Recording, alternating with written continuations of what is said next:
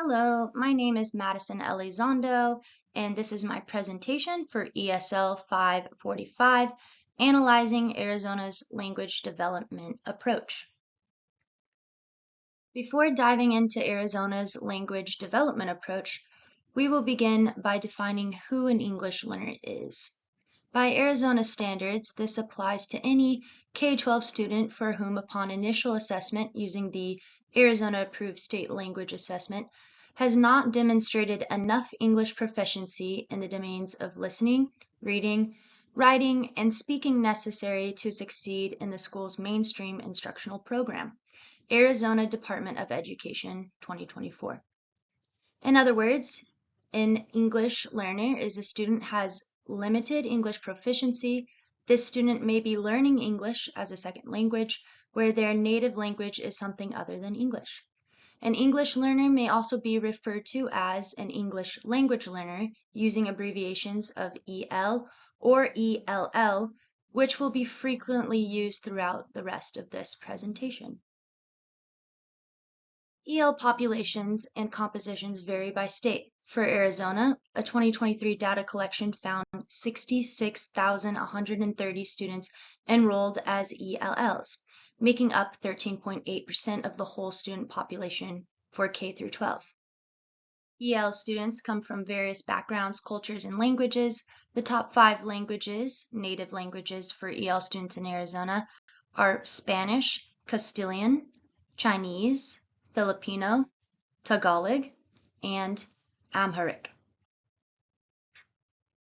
Structured English Immersion, SEI, and Sheltered English Instruction both serve as program models for ELLs, but they both have some contrasting differences. With Arizona standards, SEI models, they all require at some point and at some time for explicit English to be taught to those who are ELLs. Unlike these SEI models, sheltered English instruction does not explicitly teach English, but instead uses simplified English to communicate the content. This may require using visual aids, gestures, and other communication strategies to teach content, but the language spoken and written is only in English in the classroom. As for the classroom structure, one SEI model might look completely different than the other. This is because of grouping. In Arizona's SEI models, various grouping strategies are utilized, where various levels of English proficiency might be grouped off in one way or another to better teach and focus on specifics with the English language. In contrast, sheltered English instruction has the same classroom configuration throughout the day, no further grouping within language proficiency. If any grouping does happen, it would be more typical for it to be based on academic standards. Example, grouping off a math group that needs harder problems, academic grouping. The key difference to take away between these two models can be summarized as SEI aimed to teach English and content, both, where sheltered English aims to teach content over English. Arizona's Language Development Approach, LDA, relies on the standard that all teachers, support staff, administrators, and other members of the education system will take responsibility of English learners and their academic success. With this development approach also utilizes student agency, giving the student a voice and control over their education as well. The approach also further breaks down into 4 important principles, acting as the scaffolding for various models that will be examined later in the presentation. Before getting into these various models, let's first examine the 4 principles that make up each model. Starting with the first principle, asset-based behavior and expectations. This principle focuses first on the mindset of the educator. What do you think of your ELL students? This first requires seeing ELLs as incredible assets. An educator must understand how biliteracy can be advantageous in many settings. Acknowledging this fact that their unique background, culture, and language brings worth to the classroom and deserves respect. The educator must work to create a respectful, safe, affirming, and inclusive environment. Being openly positive about differences, whether it be strengths, weaknesses, or identities, will also foster an environment of respect. As an educator, being sensitive to the socio-emotional health and development of EL students is essential. And lastly, creating community within the classroom, but also with families of ELs, the surrounding communities, and school partnerships further provides safety and support on various levels for English language learners in the class. As a teacher, one must remember that identifying the needs and support of an EL student isn't a copy-paste technique. Each student is wonderfully unique and should be treated as such. The second principle is integrated instruction in disciplinary language and content. This may look like providing various enriching instruction, not simply lecturing at the front for all of the class. Instead, this principle challenges educators to provide various pathways and means to absorb content, even with intentional English instruction, while being mindful of all English language proficiency standards. This also might mean reinforcing the different learning strategies over pumping out content. Therefore, students may be able to form meaning out of their education by using metacognition strategies, teaching the students how to learn and persevere. In other words, educators can focus on modeling over the learning. Lastly, for this principle, we can talk about group work. It can be another way to foster lively discussion, academic interaction, and relational building that in turn can strengthen English language learning and content building. The third principle is targeted and explicit language instruction. As the name suggests, this principle gives students the time to reflect and work towards their understanding of languages through reading, writing, speaking, and listening. This also covers providing optimal language learning strategies necessary to comprehend rigorous tasks in the academic setting, giving ELs the tools to discover and learn when it comes to the English language, that they might apply these skills to a range of topics. Within this principle, focusing on content-specific appropriate context will help ELs relate to the material and become invested in their own education. Language and context that is both age appropriate and culturally significant to them will help these students relate to the material and identify themselves as having a place in the classroom. The last principle is assessment, monitoring, and feedback. This principle stresses the importance of collecting and measuring the progress of EL students in whatever program they find themselves in. This principle covers the need for unifying standards for the Arizona English Language Proficiency Standards as a compass for test creation, instruction, and the longevity of language learning. Evidence or feedback is required to be collected and administered back to the students, teachers, parents, and other supporting members to help guide the best next steps for the student's academic language development. Within collection, the results also must be used for program self-reflection or evaluating the effectiveness of this particular program for this particular student or group of students. These principles were created in order to establish standards for Arizona's programs aimed to help English language learners. But how do these principles help? Each principle offered its own set of benefits, but the four principles all shared the cultivation of student agency, which will be defined and explored further in the following slide. Principle number 1 promoted a growth mindset, an opportunity for mastery of content by having a safe space created and defined for EL students. Principle number 2 directly provides choice by offering various ways to engage with content, and this choice motivation may more effectively be cultivated for the student. Principle number 3 encourages both independent learning and creative learning environments, giving EL students the opportunity to problem solve through various academic challenges. And lastly, principle number 4 gives tangible feedback to the students, allowing them to know where they stand in progress and allowing them to take initiative on how to improve or go from there. But what exactly is student agency? Student agency is a term to define a key component of a found effective learning process. As a learner, Student agency allows for meaning and importance to be assigned to certain skills, concepts, and topics. This component is fired up from the will of the student. The student is interested in some way and then intentionally chooses to learn, a powerful distinction from being forced to learn or passively learn.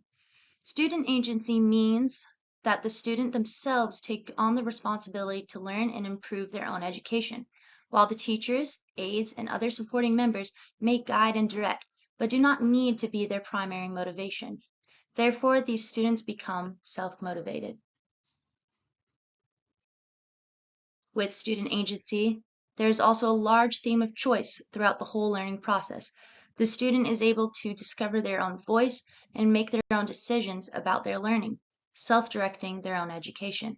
Also, in student agency, the students are typically engaged due to the interest motivation that leads to the overall benefit of student comprehension to increase, meaning they are understanding content better.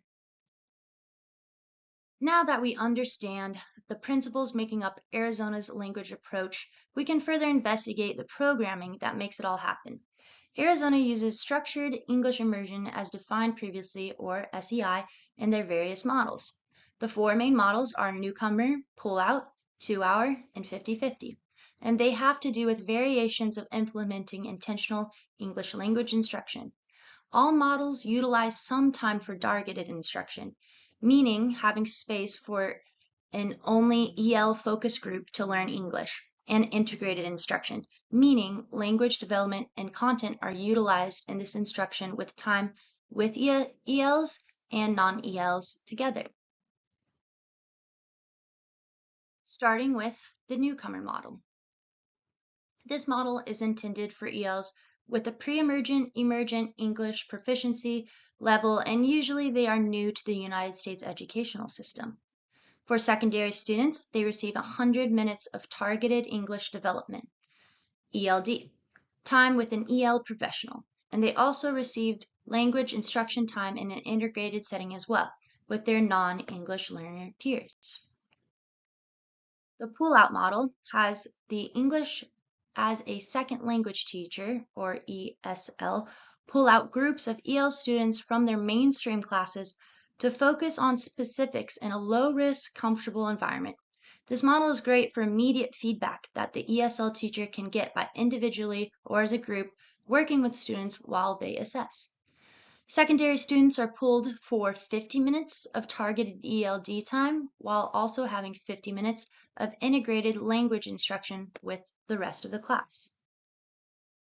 Moving on to the 2-hour model. EL students of this program model receive more target ELD time than the pull-out model. Instead of 50 minutes, they are back to an increased 100 minutes for secondary students. In this model, they receive differentiated instruction based on English proficiency levels. The last model is the 50-50 model.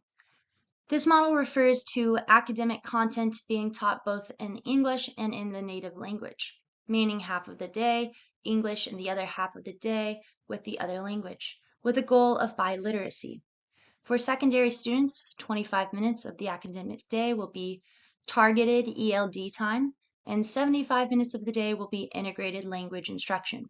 Students are able to be educated by a variety of teachers for these minutes, and content is best taught in the most appropriate way for the student's benefit. Important to note before moving on that among all the SEI models, students who are pulled out are not allowed to miss important mainstream content needed for their academic education. Now we can move on to how the EL program process works. It first begins with Home Language Survey, HLS, as the first step of identification. Within this survey, 3 important questions are asked, being 1. What language do people speak in the home most of the time? 2. What language does the student speak most of the time? And 3. What language did the student first speak or understand? Surveys with completed answers other than English or American Sign Language are flagged, and students from these homes will be required to take the Arizona English Language Learner Assessment, named AZELA, for further identification. On the second step, scoring based on the AZELA placement test determines whether or not the student is an identified English language learner and where they fall with proficiency. A proficient score means the student is classified as an initial English fluent proficient, IFEP, and does not require any services or special programming. If they score a pre-emergent, emergent, basic, or even intermediate, the student is granted EL programs and shall be placed in the most appropriate program for English fluency. After initial classification, the student may be reclassified. Each spring, EL students are required to take the AZELA on an annual basis, and if an EL student scores proficient, then they are reclassified. Fluent English Proficient, FEP, exiting the EL program and entering mainstream classes. Important to note, for 2 years, the newly classified FEP student will be monitored to ensure optimal support has been given to them. AZELA accommodations. AZELA utilizes standard accommodations in hopes to fairly assess and identify the EL population. The sole purpose of AZELA is to assess English proficiency in order to identify EL students who need additional supports through available EL programs and proper placement. With this standardized test, all standard accommodations may still be applicable in accordance to a student's IEP. An example could be a private room accommodation or extra testing time. If greater accommodations are needed for significant disabilities, AZELA's alternative testing, ELPA, allows for English proficiency to be assessed for the applicable candidates. The parent or guardian of a potential EL student has the right to be informed about the student's placement after the AZELA. Following this testing, a parental notification and consent form, PNC, is sent home annually following testing. That informs the legal guardian about the student's qualification for EL services and placement. Within this form, details of program specifics are outlined and information regarding how to refuse such services is also included. Though a student may qualify for EL programming, the parent or guardian has the right to refuse. If a parent wants to withdraw a child from an English learner program, a PW form is needed in order to track EL students who have been withdrawn from EL services. Though a student may not need to be placed in EL services, they will be required to take the AZELA each spring until a proficient score is earned.